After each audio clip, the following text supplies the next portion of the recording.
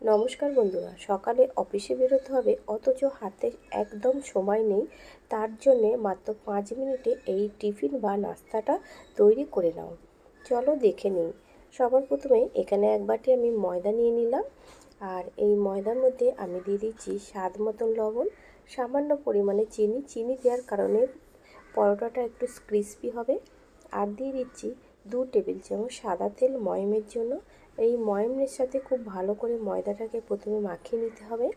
তারপর এর মধ্যে অল্প অল্প পরিমাণে জল দিয়ে ময়দাটাকে খুব ভালো করে একটা ডো তৈরি করে নিতে হবে, যাতে ডোটা যেন খুব সফট হয় আর খুব ভালো করে ঠাসা হয়। তাহলে কিন্তু পরোটাটা ভাজার সময় খুব সুন্দর ফুলে উঠবে, ফুলকোর মতো ফুলে উঠবে। আমি এখানে লেচিটাকে নিয়ে হাতে করে এখানে আমি লেচি কেটে নিচ্ছি। আমি লেচিটা কিন্তু খুব ছোট্ট করছি না, আমি একটু বড় সাইজের লেচি করছি। তোমরা চাইলে এটা ছোটও তৈরি করে নিতে পারো। তারপরে এটাকে আমি হাত দিয়ে লেচিটাকে সমান করে গোল করে নিয়ে লেচিটা একটা সাইডে রেখে দিয়েছি। এখানে একটা পেঁয়াজ নিয়েছি আর 3টে কাঁচা লঙ্কা কুচি নিয়েছি। এবার প্রথমে পেঁয়াজটা দিয়ে দিলাম, তারপরে এখানে কাঁচা লঙ্কা দিলাম। বাচ্চাদের জন্য যদি টিফিনটা করো কাঁচা লঙ্কাটা বাদ দিতে পারো। সামান্য পরিমাণে লবণ দিয়ে পেঁয়াজ আর লঙ্কাটাকে খুব ভালো করে হাত দিয়ে মাখিয়ে নিতে হবে। তারপরে এর মধ্যে দিয়ে দিচ্ছি একটি ডিম। তোমরা চাইলে এখানে ডিমের সংখ্যাটা বাড়িয়ে দিতে পারো।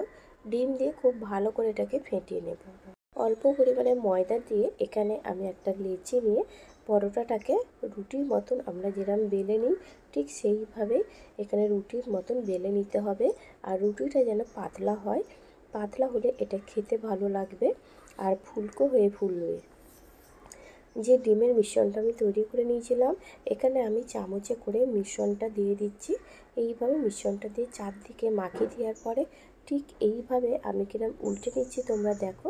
প্রথমে এই উল্টে নিয়ে 2 সাইডে চেপে দেবে, তারপরে ডিমেরই একটু অংশ নিয়ে এই ধারটা দিয়ে দেবে। দিয়ে দিলে তাহলে কিন্তু এটা খুব ভালো করে জুড়তে সুবিধা হয়। এইভাবে দিয়ে এর ওপরে এটা চাপিয়ে দাও, দেখো আঠার মতন কিন্তু এটা আটকে যাবে। 2 সাইড থেকে ডিম বেরিয়ে যাচ্ছে, এতে অসুবিধা কিছুই নেই।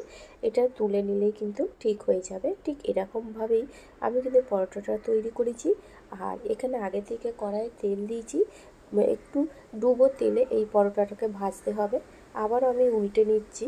উল্টে নেওয়ার পরে আবারও আমি এটাকে উল্টে নিয়ে তোমাদের একটু কাছে এনে দেখাচ্ছি, দেখো কতটা সুন্দরভাবে ফুলেছে।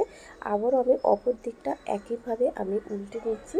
এইভাবে কিন্তু তোমরা যদি উল্টে নাও দেখবে খুব সুন্দরভাবে ফুলবে। আর দেখো কি সুন্দর ছেড়ে গেছে। আবারও আমি এটাকে উল্টে নিয়ে এবারে তুলে নিচ্ছি, দেখো কত সুন্দরভাবে এটা ছেড়ে গেছে। আবারও তুলে নিয়েছি, দেখো ফুলকো ফুলকো ডিম পরোটা রেডি হয়ে গেছে। কতটা সুন্দর ফুলকো পরোটা তৈরি হয়ে গেছে, দেখেই কিন্তু খুব লোভনীয় লাগছে। এটাকে আমি একটা প্লেটে তুলে নিলাম। এবারে প্লেটে তুলে নিয়ে এটাকে আমি একটু কাছে এনে দেখাচ্ছি, আবারও দেখাচ্ছি, দেখো কতটা সুন্দরভাবে এই ফুলকো পরোটাটা হয়েছে। একটা কাটার নিয়েছি, এই কাটার দিয়ে কেটে নিচ্ছি। কাটার সময় তোমরা দেখতেই পাচ্ছ কতটা ক্রিস্পি হয়েছে আর কতটা মজাদার এই রেসিপিটা। আমি এটা 3টে ভাগে ভাগ করে নিচ্ছি। তোমরা চাইলে কিন্তু এটাকে আরও ছোট ছোট কুচো করে টিফিন বক্সে এটাকে ভরে নিতে পারো।